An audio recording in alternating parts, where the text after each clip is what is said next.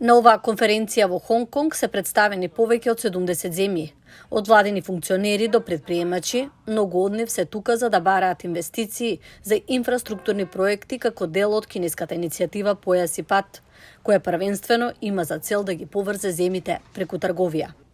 Додека овие учесници велат дека се посветени на иницијативата Појас и пат, тие исто така се отворени за работа со конкурентна иницијатива што ги поврзува Индија, Блискиот Исток и Европа. Во неа е вклучен и Хенри Аворегу од Нигерија. Мислам дека колку повеќе, толку подобро, колку што е можно повеќе. Калид Мохамед Алџасим од Обединетите Арапски Емирати не мисли дека земите ќе треба да избираат помеѓу иницијативите. Ние сме отворени за секоја земја. Ние не бираме. Некои учесници од земите кои се приклучија на иницијативата Појас и пат велат дека конкуренцијата може да значи подобри сделки за нациите долж рутите. Артурс Зандерсон од капетанијата на пристаништето Рига вели дека малата балтичка земја Латвија, на пример, бара инвестиции за да ја помогне да ги плати огромните трошоци за надградба на своите капацитети, за да управува со поголеми и повеќе товарни бродови, но не сака да ја изгуби контролата на таква клучна инфраструктура.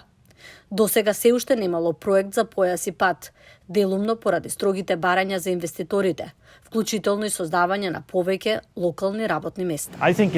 Мислам дека е одлично. Мислам дека колку повеќе инвестиции, толку подобро, конкретно за нас. Гледајќи од деловна перспектива се разбира колку повеќе достапни средства, а исто така и одредена конкуренција. Зошто да не? Досега речиси 1 трилион долари инвестиции се вложени во повеќе од 3000 проекти за соработка, што ги започна Кина со повеќе од 150 земји и над 30 меѓународни организации широм светот. Некои учесници од земите на иницијативата Појас и пат велат дека ќе биде потребно известно време за конкуренцијата да ги достигне.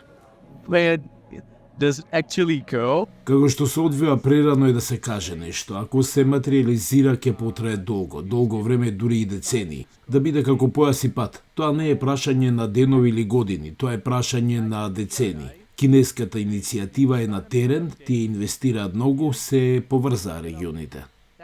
Други присутни велат дека можеби е малку доцна конкуренцијата да почне сега и оти тоа нема да има големо влијание врз планот на Кина. Кинескиот Појас и пат трае веќе 10 години и имаше многу достигнувања, така што предизвикот не треба да биде голем. Конкуренцијата може да значи дека Кина ќе мора да направи повеќе за да одговори на критиките меѓу некои западни земји и еколошки групи.